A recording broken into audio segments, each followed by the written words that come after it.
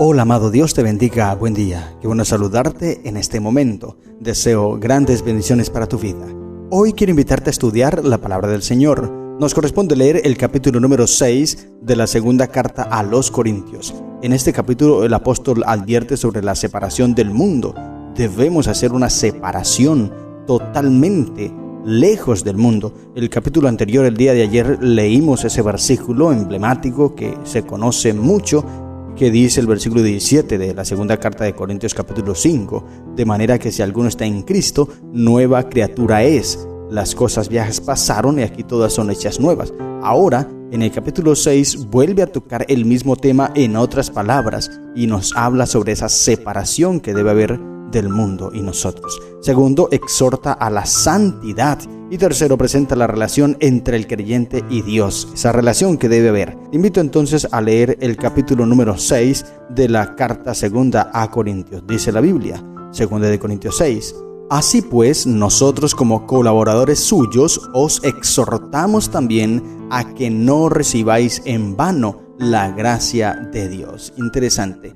Colaboradores de Dios. Y dice el deseo de las gentes, el principio de cooperación es vital para el progreso espiritual personal y para el éxito en el servicio cristiano. Dios no prescinde de la cooperación voluntaria del hombre. La capacidad de éste para el bien depende completamente de la medida de la cooperación humana con lo divino. Los ministros y misioneros cristianos no deben intentar trabajar por su propia fuerza o con su propia fuerza o sabiduría, y Dios no los abandona a sus propios planes o a sus propios recursos. Esta cooperación entre Cristo y sus embajadores debe ser tan estrecha y continua que puedan ser habilitados para hacer las obras de la omnipotencia. Cristo es mucho más que un observador que solo contempla, es un compañero activo en todo lo que hacen sus colaboradores. Interesante. Por eso es que debemos buscar cada día esa intimidad, esa cercanía, esa cooperación con Dios. Cuando se une lo humano con lo divino, allí hay grande poder. Pero cuando nosotros intentamos hacer y cumplir la misión de Dios por nuestras propias fuerzas, con nuestros propios recursos, con nuestra propia sabiduría, con nuestros propios métodos, pues no tendremos éxito, porque el éxito consiste en la cooperación que tengamos con Dios. Ahora, el apóstol les dice, nosotros somos colaboradores y como colaborador de la causa de Dios, yo te exhorto, te hablo, porque es lo que Dios me ha pedido, a que no recibas en vano la gracia de Dios. Mira que este es un mensaje que Pablo le deja a la iglesia de Corinto, pero es un mensaje para nosotros hoy también, querido hermano. Debemos recibir hoy este mensaje del Señor. No recibas en vano la gracia de Dios, querido hermano, querido amigo, no recibas en vano la gracia de Dios. Ahora, ¿qué es recibir en vano la gracia de Dios? Es importante saberlo para no cometer el error. ¿Qué es recibir en vano? Voy a mencionarte 4 cosas que presenta el comentario bíblico adventista. Me llama mucho la atención, por eso quise mencionártelas textualmente. Dice, primera cosa, cuando es descuidada, la desatención persistente puede hacer sordo el corazón a la voz de Dios. Un libro guía para un viaje es de poco valor para quien se extravía porque no estudia las instrucciones del libro ni las sigue. Entonces, recibir en vano la gracia de Dios es descuidarla, es decir, no prestarle atención al mensaje que Dios te hace en cada mañana, al mensaje que Dios te hace, o al llamado más bien que Dios te hace en cada momento. Cuando no le prestas atención, entonces la descuidas. Segundo, cuando es pervertida y convertida en un manto para cubrir pecados. Romanos capítulo 6, versículo 1 y el versículo 15, el apóstol allí lo mencionó. ¿Cómo así? Es decir, el argumento de que la gracia de Dios abroga su ley no tiene base bíblica, pero es presentado por muchos como una excusa para hacer lo que les place en vez de obedecer a Dios. Allí es tomada en vano la gracia de Dios. Cuando decimos, no hay ley, podemos hacer lo que quiera. Lo que dice allí el apóstol Pablo en Romanos 6, versículo 1. ¿Te recuerdas cuando leímos esa parte? Bueno, allí para recordarte, el apóstol dice, ¿entonces qué? ¿Perseveraremos en el pecado para que abunde la gracia? Porque el concepto que tenían muchos en aquel entonces es que entre más pequemos, más gracia de Dios recibimos. Y eso es lo que hoy en día muchos piensan. no hay ley, no tenemos que cumplir la ley, podemos hacer lo que quiera, estamos bajo la gracia de Dios, no importa, Dios nos perdona, la gracia de Dios es abundante y entre más pecamos, entonces el amor de Dios se extiende más hacia nosotros.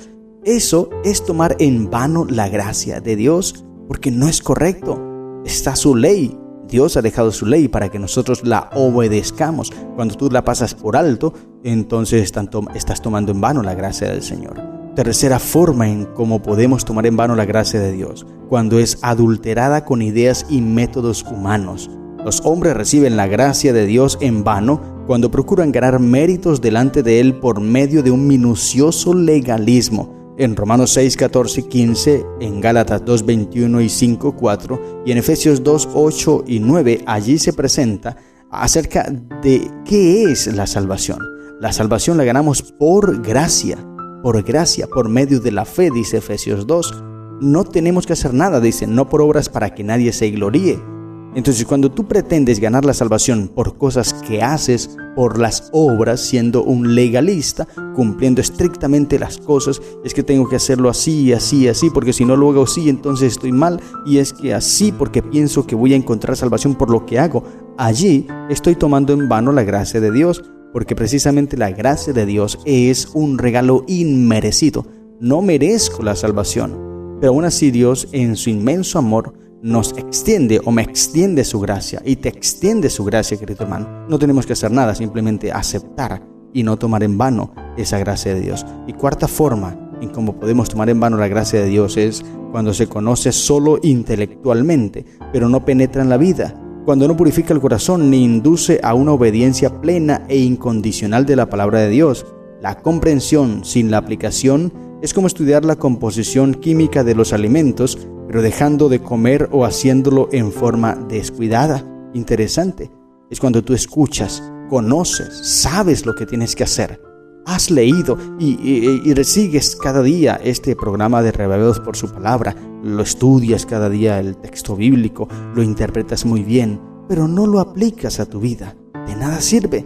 Allí estás tomando en vano la gracia de Dios. Y mira que el apóstol le habla a los corintios para que no cometan este error. Pero como te mencioné, es un mensaje que también llega para nosotros. Versículo 2, porque dice, en tiempo aceptable te he oído y en día de salvación te he socorrido. Este tiempo y este día de salvación se refiere a esa oportunidad que aún hay ahora para nosotros aceptar a Cristo Jesús. Hay salvación todavía, hay tiempo de gracia aún, querido hermano, querido amigo. No desperdicies, no desaproveches. Y dice, he aquí ahora el tiempo aceptable, he aquí ahora el día de salvación. Todavía hay espacio, todavía hay oportunidad para que tú puedas encontrar salvación en Cristo Jesús.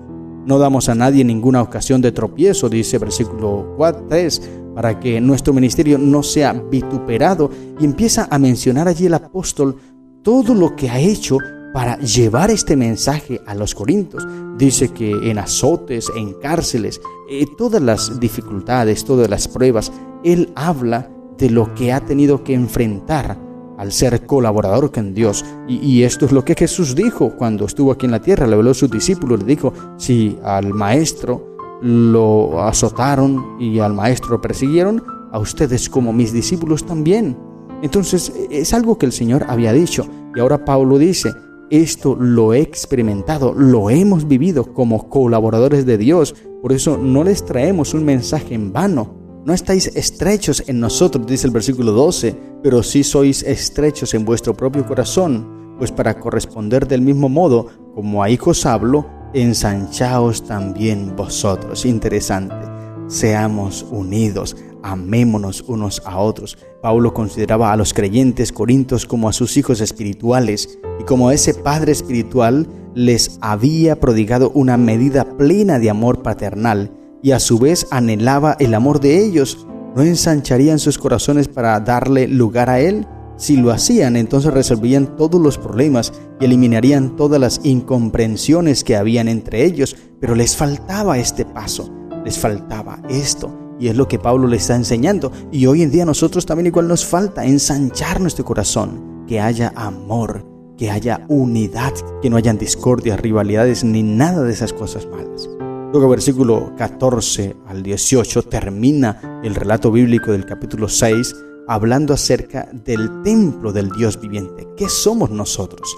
Y dice la sierva del Señor, Mensajes Selectos, comentando acerca de estos versículos, dice: los que salen del mundo en espíritu y en todas sus prácticas pueden considerarse como hijos e hijas de Dios, pueden creer en la palabra del Señor como un niño cree cada palabra de sus padres. Para el que cree, toda promesa es segura. Los que se unen con el Padre, el Hijo y el Espíritu Santo se demuestran con su vida que no siguen más el camino que seguían antes de que se unieran con sus agentes divinos. Recibirán la sabiduría de lo alto, no dependerán de la sabiduría humana. Los cristianos, como miembros de la familia real e hijos del Rey Celestial, para tratar correctamente con el mundo, deben sentir la necesidad de un poder que solo se origina en los instrumentos celestiales que se han comprometido a trabajar en favor de ellos. Interesante. Después de que hemos formado una unión con el gran triple poder, consideraremos nuestro deber para con los miembros de la familia de Dios con un temor reverente, mucho más sagrado que el que hemos sentido antes. Este es un aspecto de la reforma religiosa que muy pocos aprecian. Los que procuran contestar la oración, hágase tu voluntad como en el cielo así también en la tierra, mediante vidas puras y santificadas, buscarán mostrar al mundo cómo se cumple la voluntad de Dios en el cielo. Interesante. Entonces es lo que debemos hacer, y aquí es donde Pablo habla acerca de la separación que debe haber entre nosotros y el mundo. No os unáis en yugo desigual con los incrédulos, dice el versículo 14, porque ¿qué compañerismo tiene la justicia con la injusticia? ¿Y qué comunión la luz con las tinieblas? Interesante este consejo que da el apóstol, y es muy importante que le prestamos atención. Este pasaje constituye un extenso paréntesis, lo que es común en los escritos de Pablo. Se trata de una amonestación en contra de cualquier clase de asociación con incrédulos, quienes colocarían a los cristianos en situaciones donde les sería difícil, si no es imposible, evitar las transigencias con sus propios principios. Esta prohibición incluye la relación matrimonial, pero de ninguna manera se reduce a ella. La admonición de este pasaje quizá acudió a la mente de Pablo debido a su consejo registrado en el capítulo 6, versículos 12 y 13, de no ser de corazón estrecho y egoísta. Si así fue, el propósito del apóstol era no dar a los corintios ningún motivo para concluir que su amplio corazón debía ser tan amplio que pudiera mantener estrecha relación con los incrédulos. Entonces, cuando Pablo le dice, no seáis estrechos en el corazón, se refiere a los cristianos. Debemos amar y estar unidos con los cristianos. Pero los incrédulos debemos relacionarnos obviamente con ellos, pero siempre con un propósito específico, y es enseñarles el mensaje de salvación. Y el comentario bíblico adventista dice algo interesante, dice: para los que no aceptan a Cristo como su Salvador y sus enseñanzas como su norma de creencia y conducta, son una necedad los ideales, los principios y las prácticas del cristianismo. A los incrédulos, debido al concepto que tienen de la vida, a menudo les es sumamente difícil aceptar una norma de conducta que tienda a restringir su forma de vivir o les demuestre que sus conceptos y prácticas son cuestionables o inferiores. Pablo no prohíbe toda relación con los incrédulos, sino solo los que tendieran a disminuir el amor del cristianismo a Dios o del cristiano a Dios, o a adulterar la pureza de su perspectiva de la vida, o lo indujera a desviarse de una estricta norma de conducta. Los cristianos no deben apartarse de sus parientes y amigos no creyentes, sino relacionarse con ellos como ejemplos vivientes de cristianismo práctico para ganarlos para Cristo. La pregunta decisiva es: ¿elige el cristiano relacionarse con los incrédulos porque lo atraen las modalidades del mundo o por un sincero deseo de ser una bendición para ellos y ganarlos para Cristo? Una segunda pregunta, y de no menor importancia para el cristiano, podría ser: ¿cuál influencia es probable que prevalezca, la de Cristo o la de Satanás? Sin embargo, cuando se trata de una relación tan estrecha como el matrimonio, el cristiano que verdaderamente ama al Señor en ninguna circunstancia se unirá con un incrédulo, aunque tenga la noble esperanza de ganarlo para Cristo, lo que en otras circunstancias sí sería digno de elogio. Si se procede en contra del sabio consejo que aquí presenta el apóstol Pablo, el resultado casi sin excepción será un chasco. Los que prefieran obedecer este consejo pueden esperar que disfrutarán del favor de Dios de una manera especial y descubrirán que Él tiene preparado para ellos algo que sobrepasa en mucho todos los planes que se pudieran haber trazado. Interesante, entonces, vas a relacionarte con el incrédulo para ganarlo para Cristo, no para dejarte influenciar por lo que Él hace o porque te gusta lo que Él hace y quieres hacerlo. Es allí la de gran diferencia. Por eso el apóstol Pablo aconseja aquí y él dice: ¿qué relación tiene la luz con las tinieblas? Ninguna. ¿Y qué concordancia Cristo con Belial? ¿O qué parte el creyente con el incrédulo? Pues no debes intimidar tanto con ellos, a menos que quieras ganarlos para Cristo. Eso ya es otra situación. Dice muchas cosas más el apóstol, pero para cerrar, quiero leerte el versículo 17. Dice: por lo cual, salid de en medio de ellos y apartaos, dice el Señor, y no toquéis lo inmundo, y yo os recibiré. Ahí está el mensaje. Separarnos del mundo. Mensajes Selectos, página 3 del año 1885, dice la sierva del Señor: el mundo es el instrumento que zarandea a la iglesia y prueba la legitimidad de sus miembros. El mundo ofrece atractivos que, si son aceptados, hacen que la vida del creyente no esté en armonía con lo que profesa. Si avanzáis hacia el cielo, el mundo os presionará muchísimo. A cada paso tendréis que abriros camino contra Satanás y sus malos ángeles y contra todos los que quebrantan la ley de Dios. Se interpondrán las autoridades terrenales. Haréis frente a tribulaciones, quebrantamiento de espíritu, palabras ásperas, ridículo, persecuciones. Los hombres os pedirán que os amoldéis a leyes y costumbres que harían que fuerais desleales a Dios. Aquí es donde el pueblo de Dios encuentra la cruz en el camino hacia la vida. Interesante y firme la decisión que nosotros debemos tomar de separarnos del mundo. David Angel, del 2 de enero del año 1900, dice: muchos llamados cristianos están bien representados por la vid que está arrastrándose sobre el suelo y entrelazando sus zarcillos alrededor de las raíces y los desperdicios que se hallan en su camino.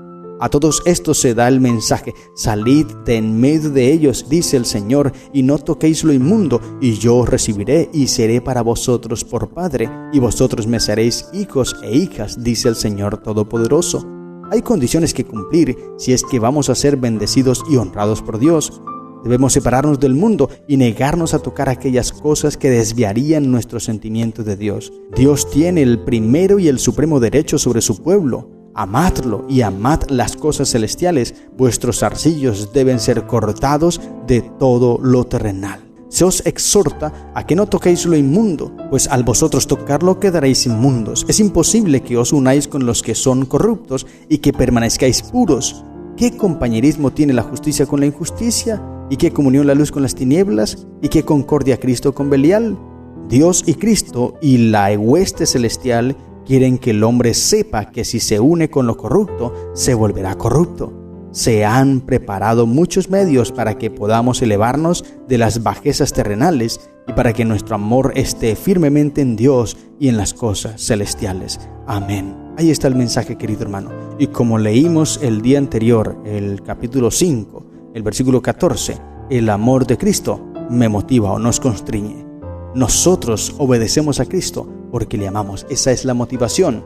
No porque Él nos obligue o nos force. No, simplemente se dejan los mensajes, pero tú decides si lo tomas o lo dejas. Pero hoy el Señor quiere salvar tu vida y para poderte salvar, tú debes renunciar a todo lo que el mundo ofrece y aceptar solamente a Cristo Jesús.